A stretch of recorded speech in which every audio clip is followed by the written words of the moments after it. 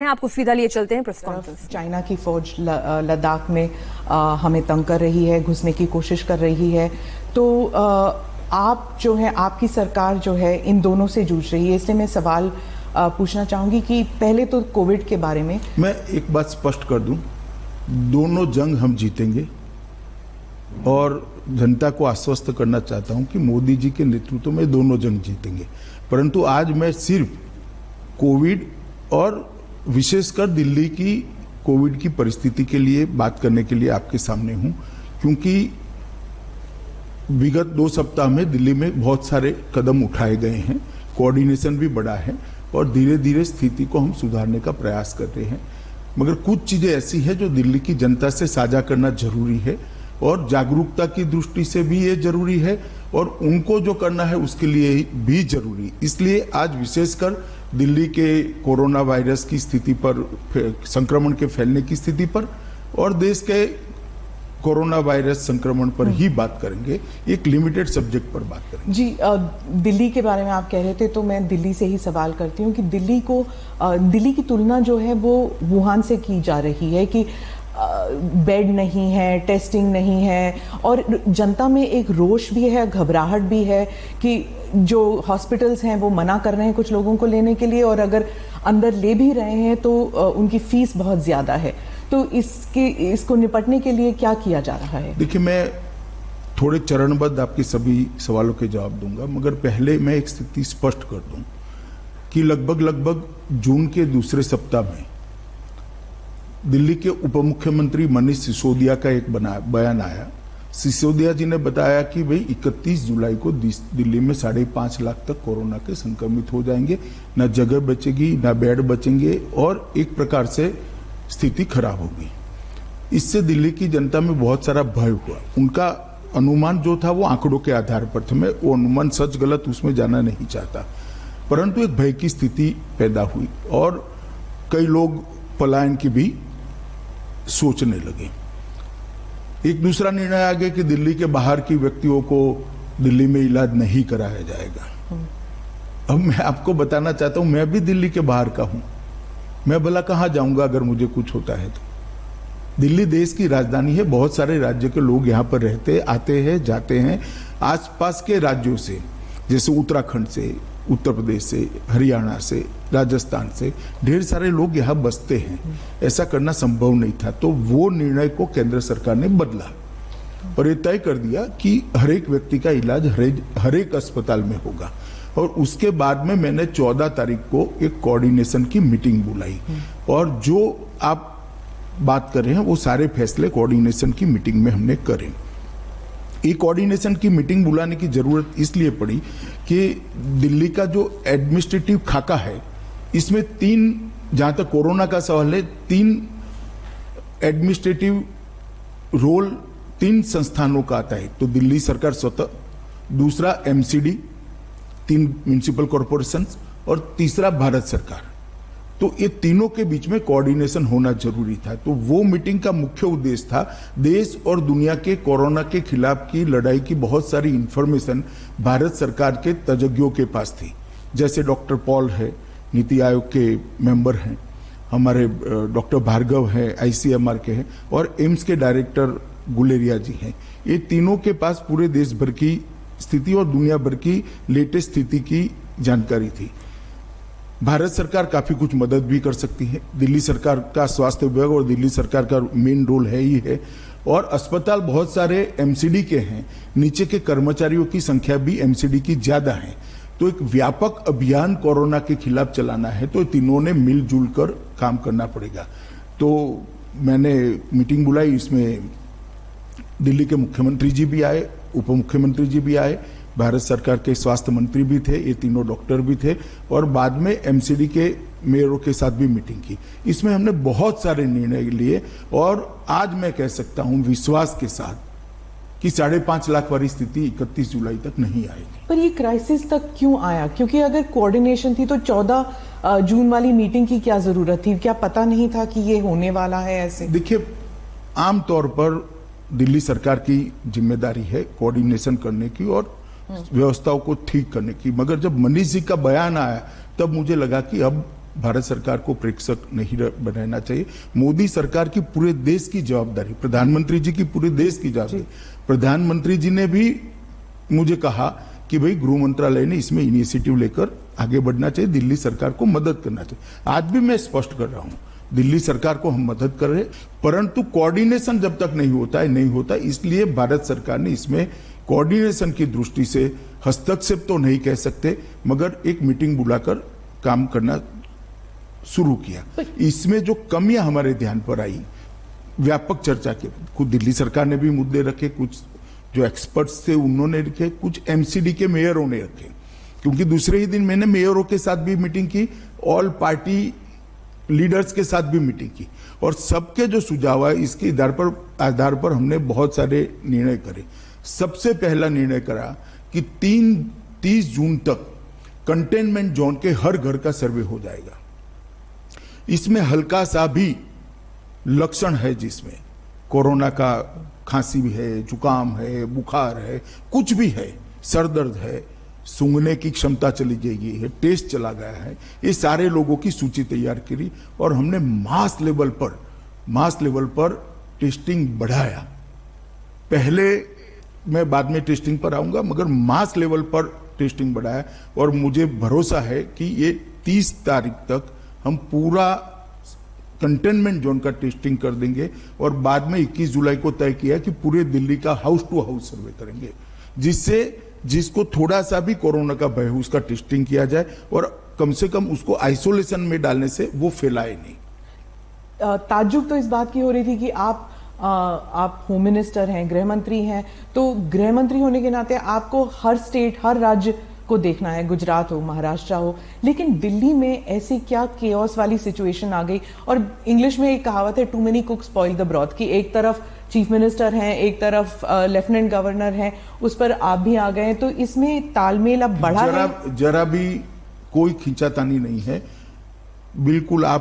मैं आपको आंकड़ों के आधार पर बता सकता हूं कि परिस्थिति कंट्रोल में।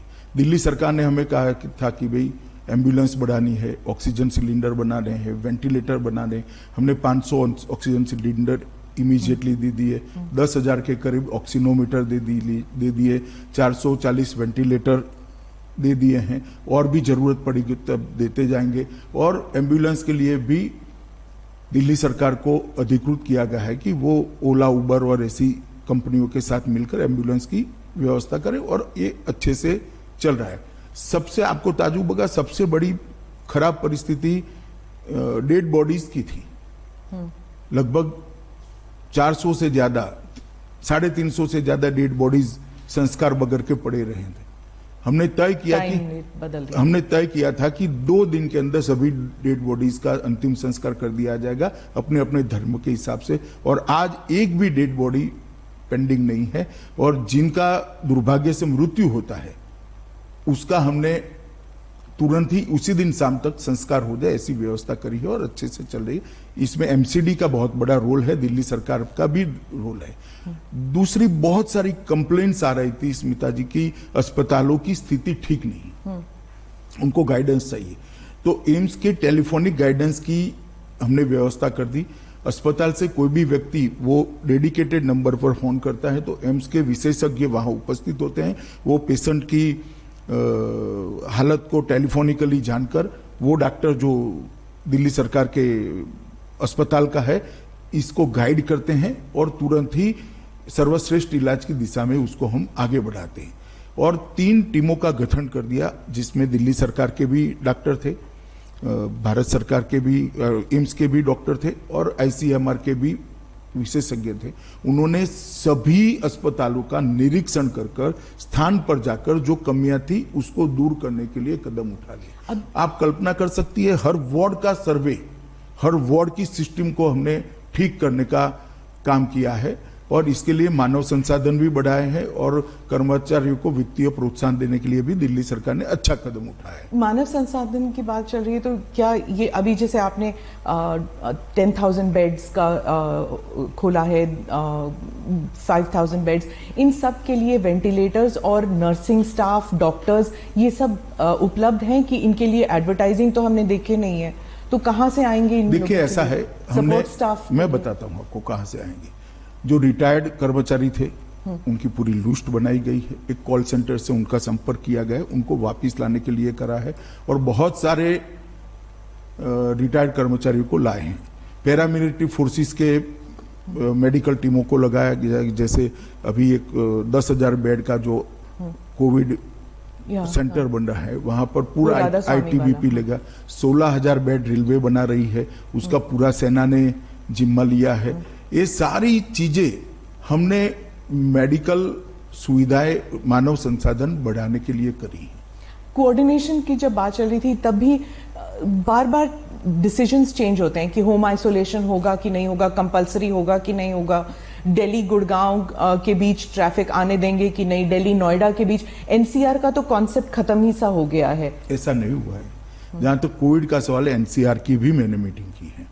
एनसीआर के सारे लोग आए थे, इनके साथ मीटिंग की है और अभी दिल्ली का जो मॉडल बना है, मैं दोनों मुख्यमंत्रियों से बात करने वाला हूं। अरविंद जी तो लुक में है ही है, उनको साथ में रखकर ही फैसला करते हैं, परंतु उत्तर प्रदेश और हरियाणा के मुख्यमंत्रियों से भी बात करूंगा और एनसीआर को पूरा संपूर्ण जानकारी अब तक इकट्ठा हो गई है, गृह मंत्रालय में और स्वास्थ्य मंत्रालय में आ गई। एक समन्वित रणनीति हम बनाएंगे एनसीआर के लिए, दोनों मुख्यमंत्रियों से बात कर और इसी तरह से टेस्टिंग बढ़ाना, अस्पतालों का गाइडलाइन तय करना, ये सारी चीजें एनसीआर में भी चली जाएगी।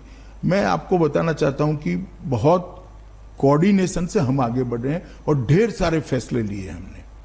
जब नेशनल लेवल पर बात होती तो प्रधानमंत्री जी ने भी चीफ मिनिस्टर्स के साथ मीटिंग की, आपने भी की है, लेकिन ऐसे लगता है जैसे राजनीति जो है वो हावी है even in this Covid fight. Piyush ji ने ट्रेन्स का इंतजाम किया तो ममता जी ने मना कर दिया, या फिर उद्धव जी ने कहा कि हमें नहीं चाहिए अभी।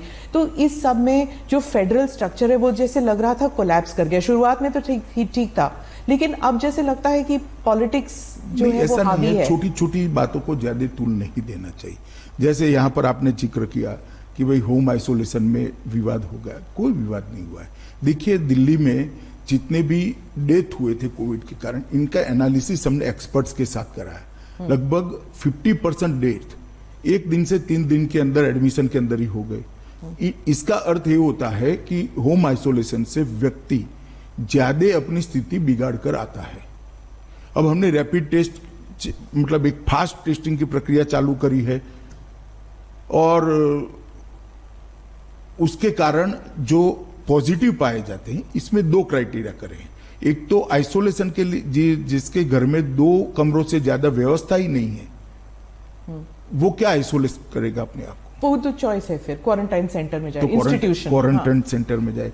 दूसरा, जिनको डायबिटीज है, ब्लड प्रेशर है, कैंसर आदि कोई बड़ी बीमारी है जिसके कारण इसकी इम्यूनिटी कम हुई है, ऐसे लोगों को भी हमने आइसोलेशन सेंटर में भेजने के लिए निर्णय किया है।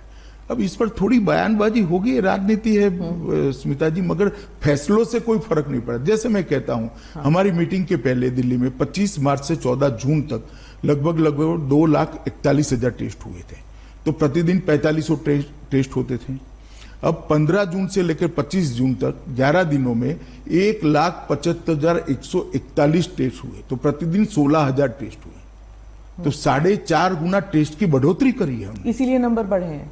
नंबर तो प्रारंभिक बढ़ेंगे, मगर वो फैलने की गति भी कम हो जाएगी। हाँ। मैं ये स्पष्टता कॉन्टैक्ट ट्रेसिंग भी हो रहा है, तो मैं ये स्पष्टता करना चाहता हूं कि अभी मानो 3,000 तक नंबर एक दिन 4900 4,800 तक गया, मगर अब 3,400 3,200 आता है। ये इसलिए आता है कि पहले 4500 की जगह 16,000 टेस्ट हो रहे हैं, तो नंबर थोड़ा बढ़ेगा, मगर ये जो 3,400 लोग आइडेंटिफाई हो गए, इनके आइसोलेशन के कारण वो फैलाएंगे नहीं। वो जिन जिन को मिले इनके भी हम दूसरे दिन टेस्ट कर रहे हैं। ये पूरी व्यवस्था नीचे तक, वार्ड तक, घर तक करने की व्यवस्था दिल्ली सरकार, भारत सरकार और एमसीडी ने मिलकर करी है। इसके कारण गति निश्चित रूप से कम होगी और ये छोटा मोटा इधर उधर चलता है। देखिए, राजनीति में सब लोग अपना अपना नहीं, पर हो रहा था ना, मतलब एक गृह मंत्री होने के नाते आपको हॉस्पिटल जाना पड़ा, मतलब एलएनजेपी हॉस्पिटल, ये it was like a shocking visual कि आप एलएनजेपी हॉस्पिटल जहां पे इतने सारे कोविड पेशेंट्स थे, आप वहां पे चले गए। तो सिचुएशन ऐसे लगता है पैनिक से। इससे स्वास्थ्य कर्मचारियों का हौसला अफजाई भी हुआ है, जनता का भी विश्वास बढ़ा है।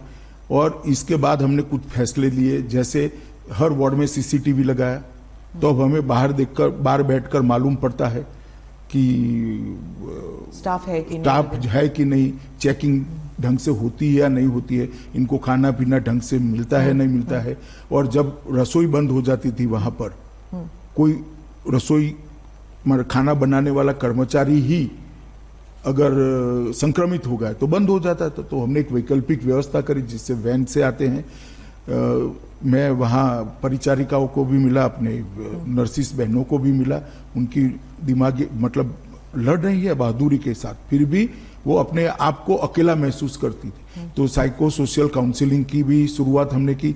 इसके कारण इनका भी हौसला बढ़ा है। डॉक्टरों के साथ बात करने से जमीनी दिक्कतें भी काम में आई। पर ये सारों को, एम्स के डायरेक्टर भी मेरे साथ थे, ICMR के अध्यक्ष भी मेरे साथ थे, ये सब ने इसको अपनी टीमें जो विजिट में गई, ये सारी चीजें हर अस्पताल की चेक कर उसी मॉडल पर उसको सुधारने का हमने काम किया। एक बाहर बोर्ड लगा दिया गया, इलेक्ट्रॉनिक डिस्प्ले, और बेड का रियल टाइम स्टेटस हर घंटे वहां होता है, जिससे कोई मरीज को ना बोल सके। इस प्रकार की काफी व्यवस्था करी। ये सब इंफॉर्मेशन जो है, ये देखिए पहले होता था कि प्रेस कॉन्फ्रेंसेस होती थी, GOMs होती थी, GOM के बाद मिनिस्टर्स जो थे वो बता देते थे ये सब इंफॉर्मेशन। पर अब वो प्रेस कॉन्फ्रेंस कम और लगभग ना के बराबर है, 2 हफ्ते में 2 या 3 सिर्फ इंफॉर्मेशन वेबसाइट पे डाला जाता है। जैसे आपने अभी बताया कि ये सब हो रहा है, ये सब इंफॉर्मेशन लोगों के पास नहीं था अभी तक। इसीलिए तो सुनीता जी मैं आपके सामने बैठा हूँ। सर, दिल्ली सरकार ने कहा है कि अनऑफिशियली कह रहे हैं कि कम्युनिटी ट्रांसमिशन दिल्ली में हो चुकी है, लेकिन ये जो है ये ऑफिशियली सिर्फ सेंट्रल गवर्नमेंट कह सकती है। तो क्या ये सही है कि दिल्ली में कम्युनिटी ट्रांसमिशन हो चुका है कोविड का? देखिए, मैं कुछ भी छिपाना नहीं चाहता, और छिपाने से आगे का रास्ता भी संकरा होता है, खुलता नहीं है। मैंने इसकी 3 सबसे सीनियर अफसरों से बात करी है, डॉक्टर पॉल, ICMR के अध्यक्ष डॉक्टर भार्गव और डॉक्टर गुडेरिया से। अभी यह स्थिति दिल्ली में नहीं आई है। ऐसी स्थिति इसलिए दिखाई देती थी क्योंकि करे हुए टेस्टों में 30% पॉजिटिव आते थे, मगर वो इसलिए आते थे कि आप अंतिम समय में ही टेस्ट में ले जाते थे। अब जब हम 20,000 टेस्ट करने लगे तो ये स्थिति नहीं है। आप मेरी बात समझ रही? जी जी। और जरा भी, और मैंने इसकी टेक्निकल चर्चा भी की है, और किसको कहा जाएगा ये भी चर्चा करिए। आज दिल्ली में ऐसी स्थिति नहीं है, घबराने की जरूरत नहीं है।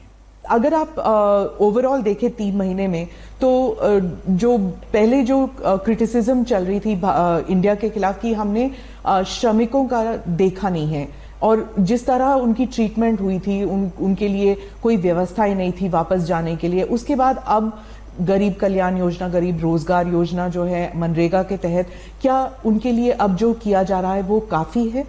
देखिए, मैं आपको एक बात बता देता हूं।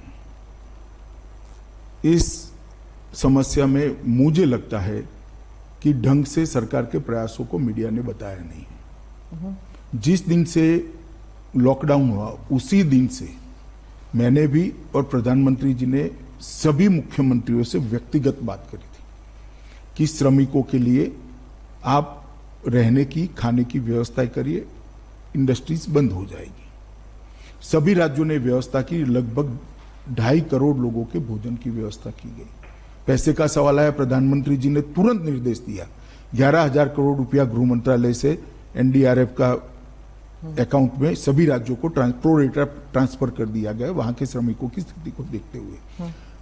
उसके बाद जब जहां जाना था वो राज्यों में व्यवस्था ठीक हो गई, अस्पताल शुरू हो गए, ढंग से इसके लिए तैयार किए गए, क्वारंटाइन सेंटर बन गए।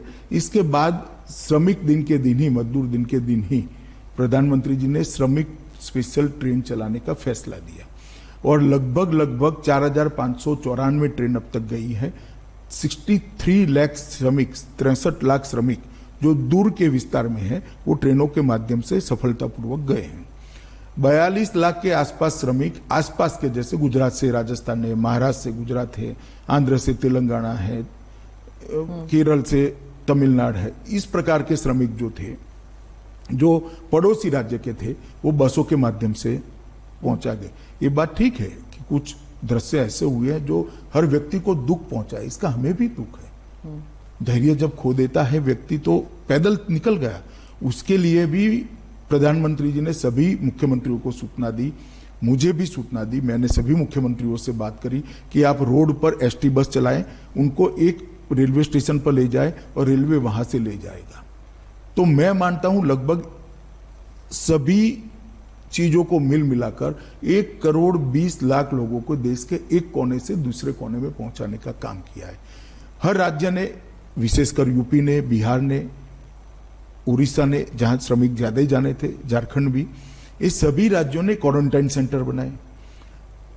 बस स्टेशन, रेलवे स्टेशन पर उतरने के बाद राज्य की एसटी बसों से उनको पहुंचाया गया क्वारंटाइन सेंटर में। क्वारंटाइन सेंटर में 14 दिन रखा गया। निकलने के बाद किसी राज्य ने 1,000 रुपया, किसी राज्य ने 2,000 रुपया उनको दिया है घर पहुंचने के नहीं, घर तो पहुंचाया बसों से, एक्स्ट्रा दिया है, एक किट दी है और खाने पीने का इंतजाम करा है। अब वो सारे श्रमिक अपने गांवों में अच्छे तरीके से सेट हुए।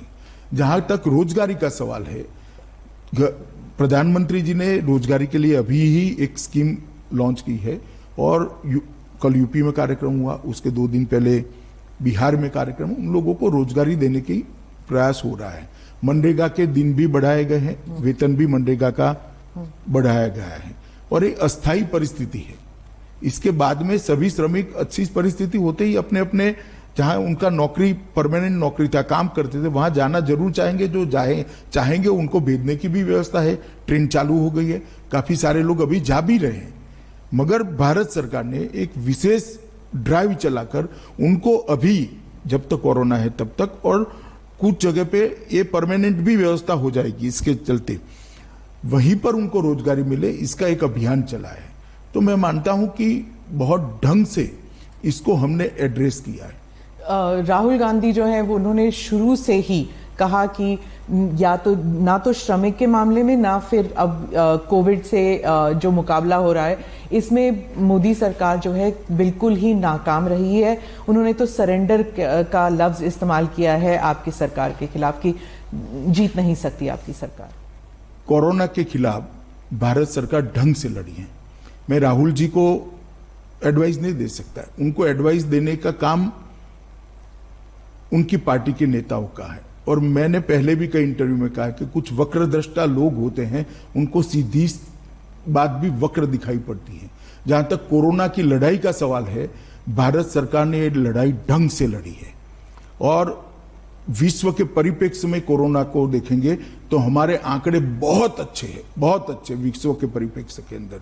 और शुरू से देश भर, दुनिया भर में सरकारें कोरोना के खिलाफ लड़ी है। नरेंद्र मोदी जी के नेतृत्व के कारण भारत के अंदर सरकार भी लड़ी है और 130 करोड़ लोग भी लड़े हैं और सब राज्य सरकारें भी लड़ी हैं। वो नरेंद्र भाई की नेतृत्व की स्वीकृति का परिणाम है। मैंने आज तक मेरे सार्वजनिक जीवन में और मेरी स्मृति में एक भी घटना ऐसी नहीं है कि एक नेता के कहने पर एक भी पुलिस के बगैर पूरा देश कर्फ्यू में हो, हर घर में घंटी बजाई जाए, हर घर दिया जलाए, देश के करोड़ों लोग कोरोना वॉरियर्स के लड़ाई को, उनके साहस को, उनके बलिदान को एक्नॉलेज करें। और इसी का परिणाम है कि कोविड के कारण प्रति 10 लाख आबादी भारत में 357 लोग संक्रमित है, कल तक का मैं डेटा कह रहा हूं, और विश्व में 1250 है। 1250 और 357 से आप अंदाज लगा सकते हो कि हम रोकने में कितने सफल हुए हैं। कुछ लोग मुझे कहते थे कि अमित भाई मृतदेहों की ट्रकें भरी जाएंगी, मुझे सावध करने के लिए कहते थे। मैं नाम देना नहीं चाहता, मगर उनके मन में भय था। मगर आज भारत सरकार, सभी राज्य सरकारें और मोदी जी के नेतृत्व के कारण विश्व में जब 1250 लोग संक्रमित हैं, हम 357 पर अटके हैं। अमेरिका के पूरा होने दीजिए, बहुत महत्वपूर्ण सवाल है। अमेरिका में 7,569 लोग संक्रमित थे प्रति 10 लाख, ब्रिटेन में 4,537, ब्राजील में 5,802 और रूस में 4,254 लोग संक्रमित थे। और रिकवरी रेट जो मार्च 25 को 7.10 था, अब 55% हुआ है। आज का अखबार देख लीजिए तो 57% हुआ है। तो मैं मानता हूं ये बहुत अच्छी स्थिति है। और जहां तक मृत्यु का सवाल है, जो एक्चुअल आउटकम है लड़ाई का, कि कितना मृत्यु कम कर सकते हो आप, मानव की, मनुष्य की जान कितनी कम जाएगी, इसके भी आंकड़े देख लीजिए। प्रति 10 लाख वैश्विक औसत 63.2 है, 63.2, भारत की 11 है, अमेरिका की 383 है, 383, ब्रिटेन की 637 है, ब्राजील का 259 है, रूस का 60 है। तो मैं मानता हूं भारत जैसे देश ने विकसित देशों के कंपैरिजन में भी ये लड़ाई बहुत अच्छे से लड़ी है। ये बात सही है कि अब कहना है तो कह सकते 11 भी क्यों हुई है, कहना है तो आप कह सकते हो। आप विकसित देश के बारे में कह रहे तो भारत विकासशील देश है और हमारे लिए डेवलपिंग नेशन है, तो हमारे लिए जो है इकोनॉमी को एक to bring it back to normalcy, उसके लिए इंडस्ट्री का फिर से शुरू होना बहुत ज़रूरी है। और जब श्रमिक चले गए हैं तो जो स्मॉल स्केल इंडस्ट्रीज हैं वो तो प्रोडक्शन कर ही नहीं पा रहे हैं, तो how is it going to improve, how is? देखिए, श्रमिक चले गए हैं, टेम्पररी बात है, आप पहले मेरी बात समझ कर चलिए, परमानेंट नहीं गए। पर अगस्त तक तो रेलवेज चलेंगे नहीं, तो फिर कैसे आएंगे? रेलवेज आज भी चालू है, रेलवे आज भी देश के 90% रेलवे स्टेशनों को रेलवे ने कनेक्ट कर लिया है। ये बात सही है कि अभी की स्थिति में कोई नहीं चाहेगा कि दूसरे राज्य में जाए, परिवार वाले जाने भी नहीं देंगे कुछ समय, मगर ये वैश्विक स्थिति है। मुझे पूरा भरोसा है कोरोना काल में नरेंद्र मोदी सरकार ने इस समय का उपयोग करते हुए ढेर सारे रिफॉर्म्स किए हैं, चाहे कोयले के क्षेत्र में हो, खदानों के क्षेत्र में हो, चाहे इलेक्ट्रिसिटी के क्षेत्र में हो, इंडस्ट्रियल पॉलिसी के अंदर लचीलापन लाना, बदलाव लाना, बैंकिंग सिस्टम के अंदर बदल लाना हो, ढेर सारे बदलाव किए हैं और कोरोना के बाद की स्थिति को देखते हुए हमने करे। तो मुझे लगता है हमारा बहुत बड़ा एफर्ट्स है जो निश्चित परिणाम लाएगा। हाँ, परंतु टेम्पररी पूरे विश्व की अर्थव्यवस्था को जब असर होगी तो भारत भी कैसे बच सकता है, मगर वो असर को मिनिमाइज करने के लिए, कम से कम करने के लिए नरेंद्र मोदी जी ने बहुत सारे एफर्ट्स किए हैं, सफल नेतृत्व किया है देश का और इसका परिणाम भी अच्छा आएगा। 3 या 4 महीने हो चुके हैं, पूरे मुल्क का फोकस जो था वो कोविड पे था और अभी भी है, लेकिन राजनीति बैक सीट नहीं ले सकती। आपने हाल ही में ट्वीट किया था इमरजेंसी को लेकर, जब आपने कहा था कि बोलने के लिए फ्रीडम नहीं है कांग्रेस पार्टी में, और कांग्रेस पार्टी के कुछ लोग कहते हैं तो क्या बीजेपी में है, बीजेपी में भी लोग बोल नहीं सकते हैं, तो क्या आपकी पार्टी में भी डेमोक्रेसी है? आपकी पार्टी में भी जो यंग लीडर्स हैं वो आपको सुझाव देते हैं, कोविड को लेके हो या फिर लद्दाख को लेके हो? क्या आपके जो सीनियर लीडर्स हैं वो वैसे ही ओपन है जैसे कि आप कहते हैं, या फिर कांग्रेस सही है कि आपकी पार्टी में नहीं है? देखिए, ये डेमोक्रेसी एक बहुत व्यापक शब्द है। डिसिप्लिन और स्वतंत्रता भी अपने अपने संदर्भ, अपनी जगह रखते हैं। इस सब दायरे से बाहर निकलकर मैं एक बात आपको कहना चाहता हूं। कांग्रेस पार्टी अगर सवाल पूछती है तो मैं थोड़ा आपको सवाल पूछना चाहता हूं। अडवाणी जी के बाद श्री राजनाथ जी, बाद में श्री नितिन जी, बाद में फिर राजनाथ जी, मैं बना, अब नड्डा जी बने। कोई परिवार का आदमी है क्या? इंदिरा जी के बाद कांग्रेस पार्टी का एक अध्यक्ष बता दीजिए जो गांधी परिवार के बाहर है। क्या डेमोक्रेसी की बात करें? और मैंने कोविड के समय कोई राजनीति नहीं करी। आप मेरे 10 साल के ट्वीट निकाल दीजिए सार्वजनिक बार, हर 25 जून को मैं बयान देता हूं कि इमरजेंसी एक ऐसी चीज है जिसको देश की जनता ने याद रखना चाहिए, क्योंकि हमारे लोकतंत्र के मूल पर, इसकी नींव पर प्रहार हुआ था। इस देश की जनता ने कभी भूलना नहीं चाहिए। किसी भी राजनीतिक कार्यकर्ता ने, किसी भी नागरिक ने, किसी भी सिटीजन ने इसको नहीं भूलना चाहिए। ऐसे प्रयासों को हमेशा याद रखना चाहिए और इसके खिलाफ जागरूकता भी रखनी चाहिए। और ये कोई एक दल की बात नहीं है, देश के लोकतंत्र पर जो आघात हुआ था इसकी बात है। हर बार प्रसंग के अनुरूप उसकी भाषा बदलती है, इसका टोन बदलता है, परंतु वो ट्वीट मेरा एंटी इमरजेंसी था। जी जी। आप गृह मंत्री है, इसलिए मैं आपसे बोलूंगी कि जो पिछले हफ्ते एक हैशटैग जो था वो वायरल हो गया था, जो पाकिस्तान और चाइना के हैंडल्स भी कर रहे थे, सरेंडर मोदी, जो इंडियन पॉलिटिकल हैंडल्स ने शुरू किया था, लेकिन ये सब पाकिस्तान में भी वायरल हो गया। चाइना के ट्विटर हैंडल्स, जो चाइना में ट्विटर है भी नहीं, लेकिन चाइना के सो कॉल्ड ट्विटर हैंडल्स वो भी वायरल कर रहे थे। तो जो एंटी इंडिया प्रोपेगेंडा है, उसके लिए क्या हम सक्षम हैं? भारत सक्षम है? पूरी तरह से सक्षम है, मगर दुख तब जो होता है, इतने बड़े राजनीतिक दल के पूर्व अध्यक्ष इतने संकट के समय में इतनी ओछी राजनीति करते हैं, तब दुख होता है। इससे कोई फर्क नहीं पड़ता। वो उनके लिए आत्मचिंतन का विषय है। इनके हैशटैग को पाकिस्तान और चीन आगे बढ़ा रहा है, मेरे लिए नहीं है। कांग्रेस पार्टी के लिए चिंता का विषय है कि इनके नेता के हैशटैग को पाकिस्तान और चीन बढ़ावा दे रहा है। आप ऐसी बात करते हो जो पाकिस्तान और चीन पसंद करता है, और ऐसे संकट के समय में जी पार्लियामेंट होनी है, चर्चा करनी है तो आइए करेंगे। 62 से लेकर आज तक 2-2 हाथ हो जाए, कोई नहीं डरता चर्चा से। मगर जब देश के जवान संघर्ष कर रहे हैं, सरकार एक स्टैंड लेकर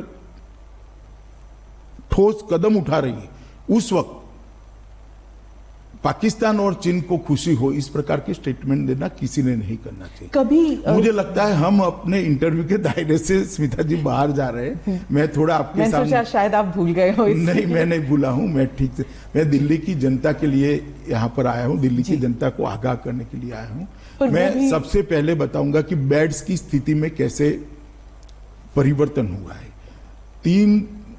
14 जून को टोटल 9,937 बेड थे, आज 30,000 बेड की व्यवस्था हो चुकी है।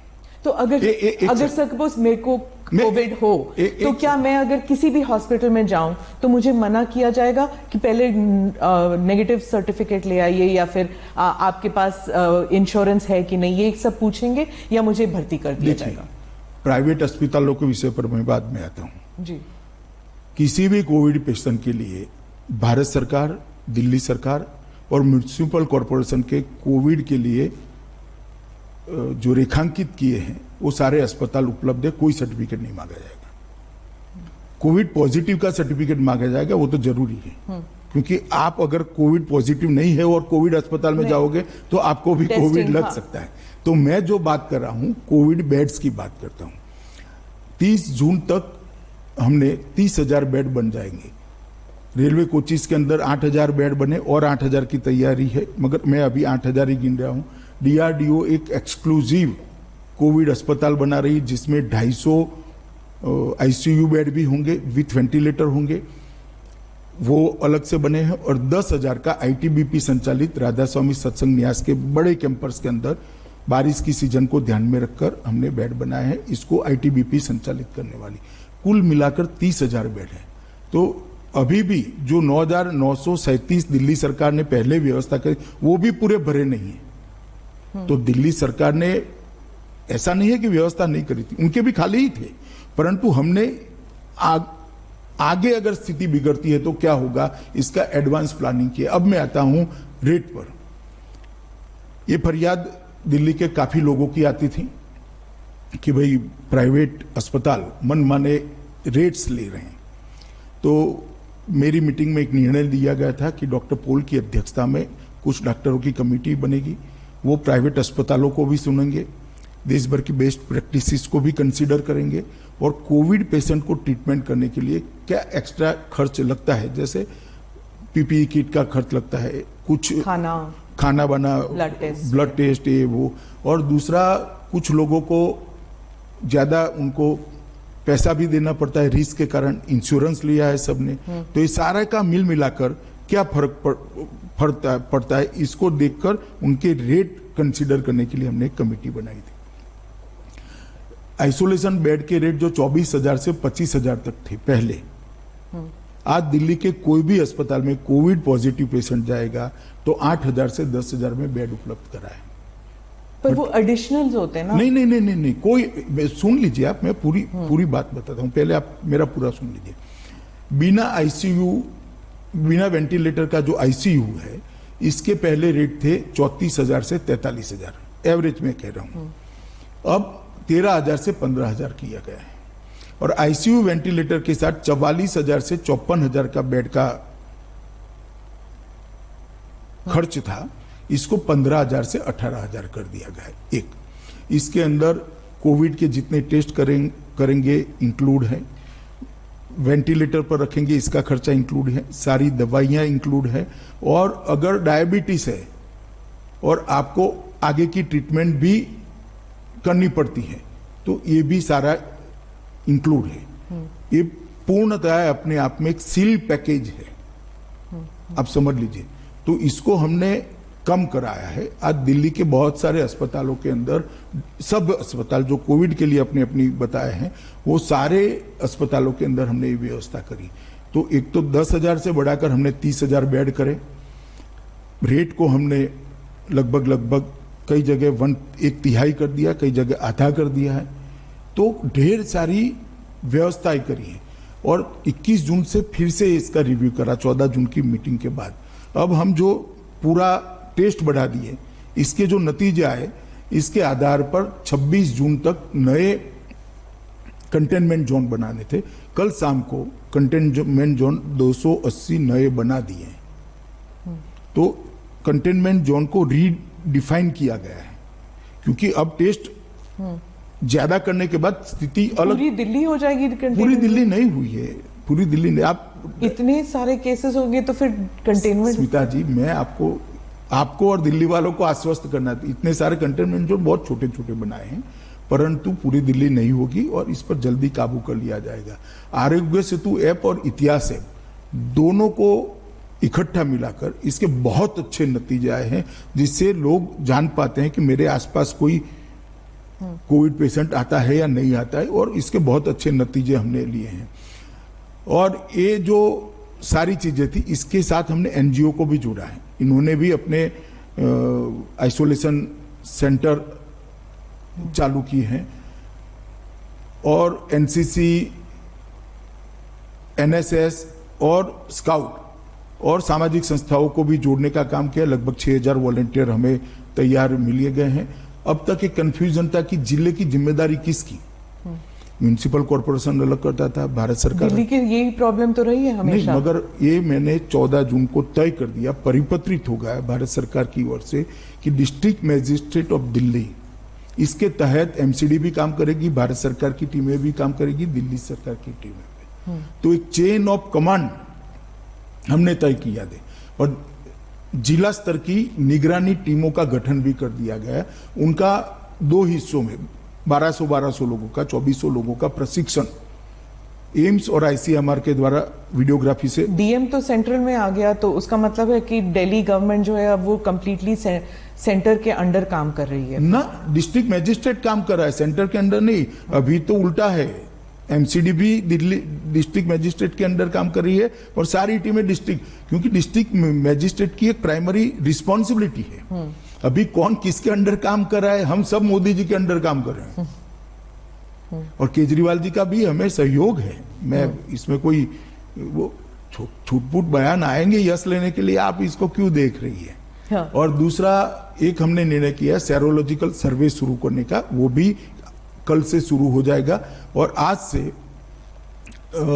फिर से बाकी दिल्ली का घर घर जाकर सर्वे करने की हमने एक मुहिम शुरू की है, और कल शाम से ही शुरू किया। इसके अखबार में फोटो भी आए हैं, और मैं दिल्ली की जनता को उसमें काफी सारी इंफॉर्मेशन जो है वो वॉलंटरी होगा, कि अगर कोई फीवर टेस्ट करवाना चाहता है, रैपिड टेस्ट करवाना चाहता है। तो इतना पूछ रहे हैं कि आपके घर में किसी को फीवर खांसी आया है, नाम लिख लेते हैं, उनका टेस्ट करने की व्यवस्था करिए। दूसरे दिन उनको टेस्ट कराने ले जाते हैं और उनका टेस्ट करते हैं। पॉजिटिव आता है, माइल्ड लक्षण है, तो घर में अच्छी सुविधा है तो घर पे रखते हैं आइसोलेशन कर। अगर तो ये तो आपका फुल टाइम काम हो गया है। एक सेकंड सुनिए ना। अगर बुखार ज्यादा है, इसके साथ में कोई और बीमारी है, या तो घर छोटा है, तो उसको हम आइसोलेशन सेंटर में ले जाते हैं। और ये पूरी व्यवस्था एकदम सुचारू रूप से हो रही है। हर रोज शाम को मेरे टेबल पर एक रिपोर्ट आती है, मैं प्रधानमंत्री जी को रात को फोन कर ब्रीफ करता हूं, और ये रिपोर्ट दिल्ली के वही तो मैं कह रही हूँ, ऐसे लग रहा है कि गृह मंत्री का सारा काम दिल्ली संभालना हो गया है। नहीं, दिल्ली संभाल नहीं रहा। मैं ऐसे गलत शब्द प्रयोग नहीं करने चाहिए। दिल्ली सरकार भी इसमें साथ में, एमसीडी भी साथ में, मगर जब संक्रमण है और दिल्ली के उप मुख्यमंत्री ने जो स्टेटमेंट किया कि 31/7 तक 5.5 लाख लोग हो जाएंगे, हमारे पास व्यवस्था नहीं है, ऐसा उन्होंने सार्वजनिक, पैनिक सिचुएशन हो गया था, तो थोड़ा पैनिक होगा। अब मुझे भरोसा है 31/7 को 5.5 लाख नहीं होंगे। हाँ। हम अच्छी स्थिति में होंगे, क्योंकि हमने कोरोना होने से पहले उसको रोकने के प्रयास पर जोर दिया है। टेस्ट बढ़ाए हैं, कॉन्टेक्ट ट्रेसिंग चालू की है, कॉन्टेक्ट ट्रेसिंग कर कॉन्टेक्ट में जो लोग आए हैं उनका भी टेस्ट करने की प्रक्रिया चालू की है, और उनको भी एक प्रकार से अलग थलग करने की व्यवस्था करी है। तो फैलने का अब बहुत कम हो जाएगा। आप समझे 16,000 टेस्ट रोज होना एवरेज, और कल तो 20,000 करें, आज से भी हम 20-20 हजार तक उसको ले जाने का प्रयास करें। टेस्टिंग का रेट भी जो पहले 5,000 था उसको अब 2,400 रुपया कर दिया है। और दिल्ली सरकार के टेस्टिंग सेंटर पर जो जाएगा इसका फ्री ऑफ कॉस्ट करें, तो 20,000 में से कल जो 20,000 हुआ, इसमें से 18,900 लोगों का टेस्ट फ्री किया गया, फ्री ऑफ कॉस्ट किया गया। तो ये बहुत बड़ी बात है। आपने इंटरव्यू के दौरान इतना डेटा दिया है शायद कि ये वेबसाइट में भी नहीं है इतना डेटा, पर जाते जाते सवाल जरूर पूछूंगी मैं सर, कि सब लोग जानना चाहते हैं कि सीमा पर चीन के सोल्जर्स हमारे जमीन पर आए हैं कि नहीं। आज के दिन प्रधानमंत्री ने कहा था उस दिन, लेकिन आज अब देखिए क्या वो हमारी जमीन पर ऐसा है। मैं आपके पास इंटेलिजेंस रिपोर्ट्स तो आते हैं, पहले सब आते हैं, परंतु मैं पहले एक बात कह दूं, ये मेरा इंटरव्यू आपने जो अभी लिया है वो कोविड के लिए दिल्ली की जनता को जागरूक करने के लिए। मैं कुछ ऐसा करना नहीं चाहता जिससे मेरी ये मूल उद्देश्य है वो साइड पर हो जाए, टाइटल कुछ और बने और जनता कोविड से डरती रहे। तो मैं आप दोनों चीजों का डर है लोगों को, दूसरी चीजों का भी डर दूर करने वाले कर रहे हैं ना। जरूरत पड़ेगी, मेरा रोल होगा तो मैं भी करूंगा, इसके लिए सेपरेट इंटरव्यू देखा। आप सीसीएस में है सर, तो आपका रोल तो है ना? नहीं, रोल है, जरूरत पड़ेगी तो करेंगे। अभी ब्रीफिंग हो ही रही है, ऐसा नहीं है कि ब्रीफिंग नहीं हो रही, परंतु अभी मेरा आपको इंटरव्यू देने का उद्देश्य एक ही है कि दिल्ली की जनता के मन में से डर निकले। भारत सरकार, दिल्ली सरकार और म्युनिसिपल कॉर्पोरेशन तीनों मिलकर अच्छा काम कर रहे हैं, और मुझे भरोसा है कि 31/7 को 5.5 लाख केस नहीं होंगे, हम अच्छी स्थिति में होंगे, बेड की कमी भी नहीं होगी। और बहुत सारी मीटिंगें करी है मैंने, 14 जून को करी, 14 जून को नगर निगमों के साथ भी करी, 15 जून को राजनीतिक दलों के साथ करी, मैं अस्पताल में भी गया, 21 जून को मीटिंग करी, 16 जून को रैपिड टेस्ट प्रणाली के लिए मीटिंग कर 190 सेंटर चालू किए गए, और 18 जून को एनसीआर की भी मैंने मीटिंग करी है, सीरीज ऑफ मीटिंग की है। कल से फिर से मैं इसका पूरा रिव्यू करूंगा। आज तक रिव्यू हो रहा है, हर रोज रिपोर्ट आ रहा है। दिल्ली की जनता को मैं आश्वस्त करना चाहता हूं, देश का प्रधानमंत्री आपकी हर चीज की चिंता कर रहा है, पल पल की जानकारी उनको मिल रही है, वो सामने से भी इसकी परीक्षा करें। इसलिए कृपया पैनिक में मत आइए, मगर हल्का सा भी लक्षण है तो आप एक बार टेस्ट करा लीजिए। अब टेस्ट करने में कोई देरी नहीं होती, आधे घंटे में टेस्ट का रिपोर्ट आपको मिल जाएगा। और अगर ज्यादा बुखार है, ज्यादा जुकाम है, तो कृपया आप आइसोलेशन सेंटर में शिफ्ट हो जाइए। आपका घर छोटा है जिसमें आइसोलेट नहीं हो सकते, तो भी मैं विनंती करना चाहता हूं दिल्ली वासियों को कि आपके परिवारजनों की सुरक्षा के लिए आप आइसोलेशन सेंटर में शिफ्ट हो जाइए।